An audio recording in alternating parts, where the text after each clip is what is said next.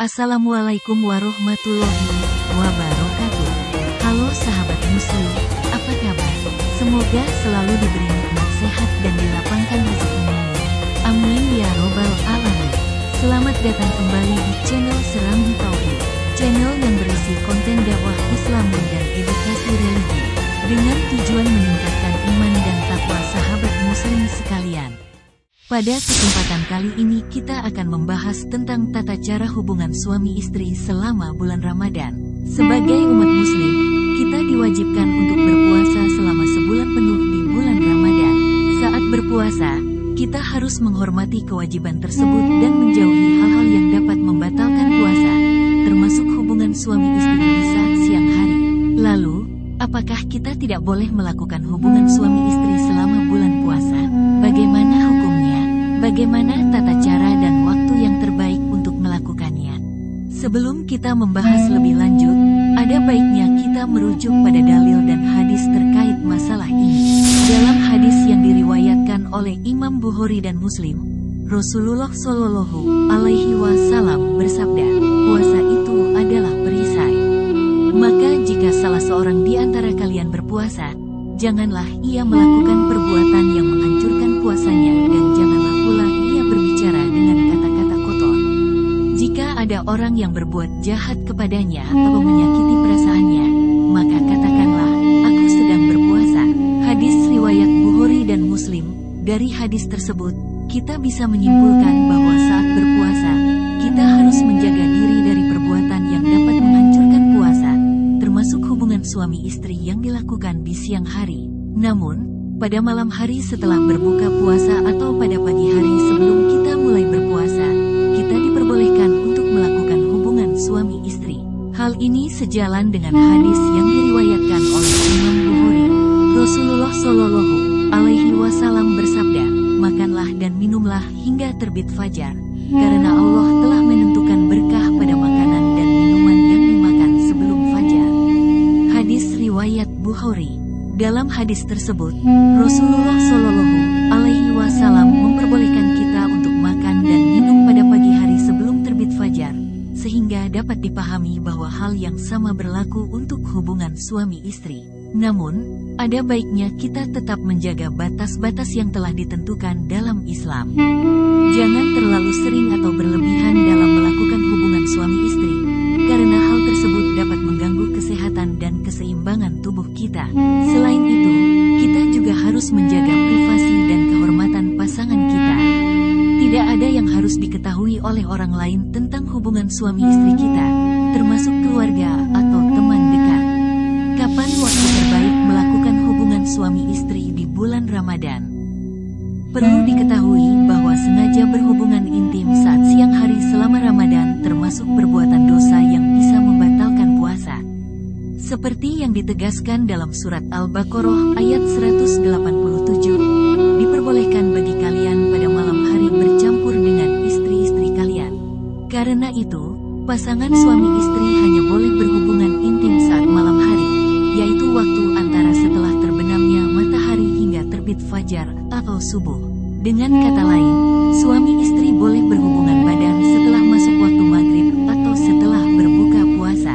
Dari sini diketahui bahwa ada rentang waktu yang cukup panjang bagi suami istri untuk memenuhi kebutuhan biologisnya. Jika bicara mengenai waktu yang lebih spesifik, sebenarnya hubungan intim boleh dilakukan pada jam berapapun. Boleh saat malam hari setelah sholat Isya dan Tarawih, boleh juga saat dini hari asalkan belum masuk waktu subuh. Hal yang harus diperhatikan adalah hubungan intim sebaiknya dilakukan dalam kondisi tubuh dan pikiran yang segar serta tidak mengganggu ibadah wajib maupun sunnah selama Ramadan. Setelah selesai melakukan hubungan suami istri, wajib hukumnya bagi setiap umat muslim untuk mensucikan diri agar bisa kembali melakukan ibadah. Cara untuk mensucikan diri dari hadas besar adalah dengan melakukan mandi junub. Berikut adalah tata cara mandi junub yang benar. Mandi junub adalah ritual yang wajib dilakukan jika terjadi beberapa hal, di antaranya keluar air mani, bertemunya dua kemaluan walau tidak keluar air mani, dan berhentinya darah haid dan nifas. Mandi junub didefinisikan dengan membasuhkan air ke seluruh badan dengan tata cara tertentu untuk menghilangkan hadas besar. Hadas kecil dapat disucikan dengan berwudu, sementara hadas besar wajib melakukan mandi junub. Tujuan mandi junub ini untuk membersihkan diri dari hadas kecil maupun hadas besar. Jika tidak melakukan mandi junub, tubuh dianggap masih dalam keadaan najis dan belum bisa melakukan kewajiban ibadah seorang muslim. Berikut adalah tata cara mandi junub yang baik dan benar. Di antaranya, 1. Niat dan doa mandi junub. Terdapat beberapa bacaan niat mandi junub sesuai dengan tujuan melakukannya. Di antaranya, pertama, niat dan doa secara umum. Niat dan doa ini dapat dilakukan oleh laki-laki dan perempuan yang dapat menghilangkan hadas besar. Berikut niat dan doa secara umum. Nawaitu ghusla li raf'il hadasil akbari fardol lillahi ta'ala. Artinya, aku berniat mandi besar untuk menghilangkan hadas besar fardu karena Allah Ta'ala. Kedua, niat dan doa setelah haid. Haid atau menstruasi ini terjadi pada seorang wanita yang telah dewasa. Pada wanita dewasa, hal ini normal terjadi setiap bulannya hingga menopause. Selama haid, wanita dilarang melaksanakan sholat dan puasa. Melakukan mandi junub dapat dilakukan ketika masa haid telah berakhir agar kembali dapat beribadah. Berikut niat dan doa setelah haid. Nawaitu ghusla li raf'i hadasil haidil lillahi ta'ala. Artinya, aku niat mandi wajib untuk mensucikan hadas besar dari haid karena Allah Ta'ala. Terakhir, niat dan doa setelah nifas. Nifas adalah keluarnya darah dari rahim wanita karena melahirkan atau setelah melahirkan. Darah nifas akan keluar kurang lebih selama 40 hari. Selama masa nifas, seorang wanita dilarang untuk sholat dan puasa. Berikut niat dan doa setelah nifas. Nawaitu ghusla li raf'i hadasin nifasi lillahi ta'ala. Artinya, aku niat mandi wajib untuk mensucikan hadas besar dari nifas karena Allah Ta'ala. Setelah membaca niat, tata cara yang kedua adalah dengan mencuci kedua tangan. Cuci tangan sampai 3 kali. Hal ini bertujuan agar tangan bersih dari najis. Selanjutnya yang ketiga, membersihkan bagian tubuh yang dianggap kotor. Bagian tubuh yang dianggap kotor adalah bagian di sekitar kemaluan. Yang keempat, mencuci kembali tangan setelah membersihkan bagian yang kotor. Hal ini dapat dilakukan dengan membersihkan tangan dengan menggunakan sabun. Yang kelima, berwudu. Lakukan tata cara wudu seperti biasa dilakukan sebelum melakukan sholat. Langkah keenam, membasahi kepala. Basahi atau siram kepala dengan air sebanyak 3 kali hingga ke pangkal rambut. Selanjutnya yang ketujuh, memisah-misah rambut. Memisah-misah rambut dengan cara menyela-nyela rambut menggunakan jari-jari tangan.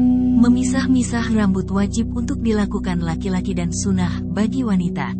Hal ini dikarenakan terdapat dalam riwayat Ummu Salamah yang bertanya kepada Nabi Muhammad, "Aku bertanya, wahai Rasulullah, sesungguhnya aku ini perempuan yang sangat kuat jalinan rambut kepalanya. Apakah aku boleh mengurainya ketika mandi junub?" Maka Rasulullah menjawab, "Jangan, sebetulnya cukup bagimu mengguyurkan air pada kepalamu 3 kali guyuran." Terakhir yang kedelapan, membasahi seluruh tubuh. Mengguyur air ke seluruh badan dimulai dari sisi kanan dan dilanjutkan dengan sisi kiri. Demikian tata cara untuk mandi junub yang dapat dilakukan. Melakukannya dengan benar, maka akan membersihkan diri dari hadas besar. Ibadah yang dilakukan juga dapat diterima oleh Allah Subhanahu wa Ta'ala. Demikianlah sahabat muslim sekalian, akhirnya kita tiba pada sebuah kesimpulan akhir. Perlu senantiasa kita ingat bahwa Ramadan adalah bulan yang penuh keberkahan. Oleh karena itu, kita perlu memperbanyak ibadah dan menghindari hal-hal yang dapat merusak kesucian bulan Ramadan, termasuk hubungan suami istri di saat siang hari. Melakukan hubungan istri diperbolehkan sepanjang tidak dilakukan selama masa berpuasa dengan mengikuti adab yang telah ditetapkan. Semoga video ini bermanfaat bagi kita semua dalam menjalani ibadah puasa di bulan yang penuh berkah ini. Terima kasih sudah menonton.